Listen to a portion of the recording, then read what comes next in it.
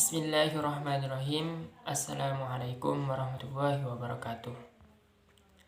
Alhamdulillahirabbil alamin. Assalatu wassalamu ala asyrafil anbiya'i wal mursalin wa ala alihi washabihi ajmain, amma ba'du. Perkenalkan, nama saya Irfan Afandi dari Prodi BSA 2 Bahasa dan Sastra Arab. Di sini saya akan menjelaskan tentang sejarah fonologi. Fonologi adalah ilmu tentang perbendaharaan bunyi-bunyi, yaitu fonem, bahasa dan distribusinya. Fonologi diartikan sebagai kajian bahasa yang mempelajari tentang bunyi-bunyi bahasa yang diproduksi oleh alat-alat ucap manusia. Bidang kajian fonologi adalah bunyi bahasa sebagai satuan terkecil dari ujaran dan gabungan bunyi yang membentuk suku kata. Asal kata fonologi secara harfiah, yakni sederhana, terdiri dari gabungan kata fon, yang artinya bunyi, dan logi yang artinya ilmu. Dalam hazanah bahasa Indonesia, istilah fonologi merupakan turunan kata dari bahasa Belanda, yaitu fonologi. Selanjutnya penjelasan fonetik, yakni fonetik mempelajari bagaimana bunyi-bunyi fonem sebuah bahasa direalisasikan atau dilafalkan. Fonetik juga mempelajari cara kerja organ tubuh manusia, terutama yang berhubungan dengan penggunaan dan pengucapan bahasa. Dengan kata lain, fonetik adalah bagian fonologi yang mempelajari cara menghasilkan bunyi bahasa atau bagaimana suatu bunyi bahasa diproduksi oleh alat ucap manusia. Selanjutnya ada fonemik. Penjelasan dari fonemik adalah bagian fonologi yang mempelajari bunyi ujaran menurut fungsinya sebagai pembeda arti. Unsur produksi bunyi. Ada 3 unsur penting ketika organ ucap manusia memproduksi bunyi atau fonem, yaitu 1. Udara sebagai penghantar bunyi. Kedua, artikulator, yakni bagian alat ucap yang bergerak. Dan ketiga, titik artikulasi, yang disebut juga artikulator pasif, bagian alat ucap yang menjadi titik sentuh artikulator. Istilah-istilah terkait fonologi.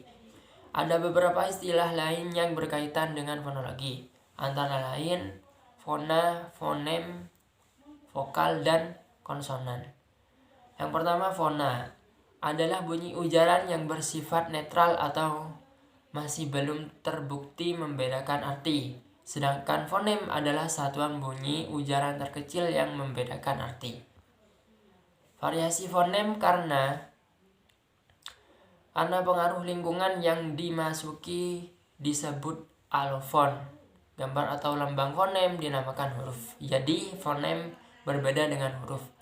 Variasi ini terdiri dari vokal, konsonan, diftong, yakni vokal lengkap, dan klustar, yakni konsonan lengkap. Yang kedua, vokal adalah fonem yang dihasilkan dengan menggerakkan udara keluar tanpa rintangan.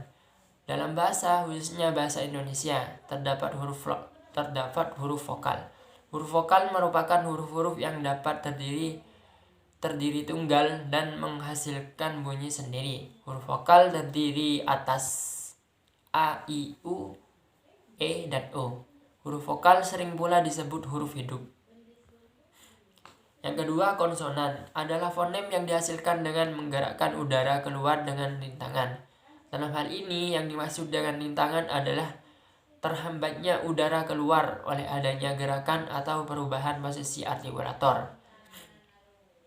Terdapat pula istilah huruf konsonan, yaitu huruf-huruf yang tidak dapat berdiri tunggal dan membutuhkan keberadaan huruf vokal untuk menghasilkan bunyi. Huruf konsonan tersebut terdiri dari atas B, C, D, F, G, H, J, K, KIMN, PQRST, VWXY, dan Z. Huruf konsonan sering pula disebut sebagai huruf mati.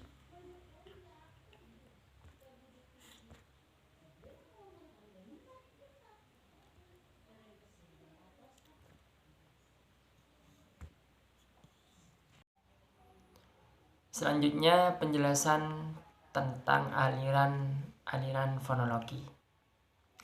Yang pertama yaitu aliran Kazan. Tokoh Mykola Krzyzewski. Aliran ini mendefinisikan fonem sebagai satuan fonetis yang tak terbagi yang tidak sama dengan antropofonik yang merupakan kekhasan tiap individu. Tokoh utama aliran Kazan. Aliran Kazan adalah,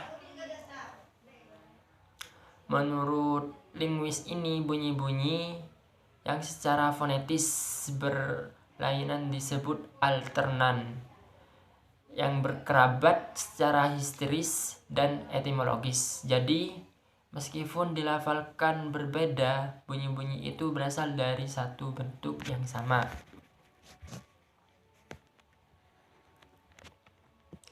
Dari definisi tersebut tercermin bahwa bunyi bahasa yang dimaksud olehnya hanyalah unsur-unsur yang terdengar berbeda oleh telinga dan yang mampu menghasilkan satuan-satuan akustik yang tidak terbatas dalam rangkaian ujaran. Jadi dapat dikatakan bahwa aliran tersebut menggunakan kriteria yang semata-mata fonetis untuk menggambarkan fonem dan menempatkannya hanya pada proses sintakmatik. Kedua, aliran Praha. Kelahiran fonologi ditandai dengan propositian, yaitu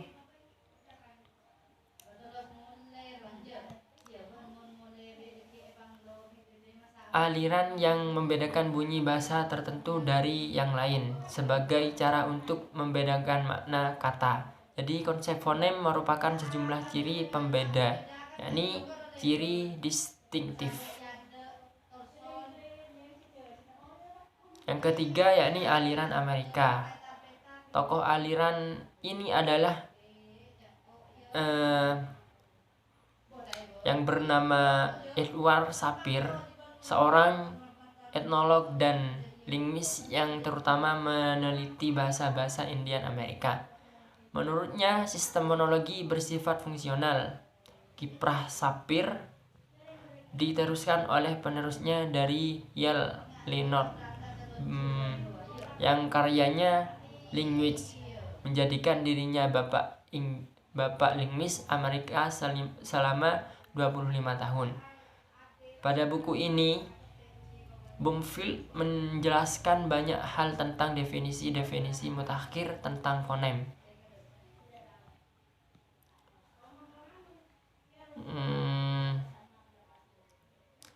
Kriteria dalam menentukan oposisi fonologis dan lain-lain, yakni sifat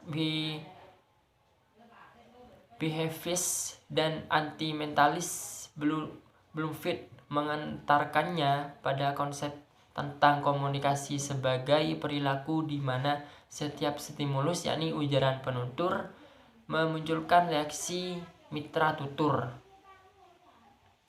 Mungkin penjelasan tentang sejarah fonologi yang bisa saya sampaikan mungkin sampai sini. Kurang lebihnya mohon maaf. Assalamualaikum warahmatullahi wabarakatuh.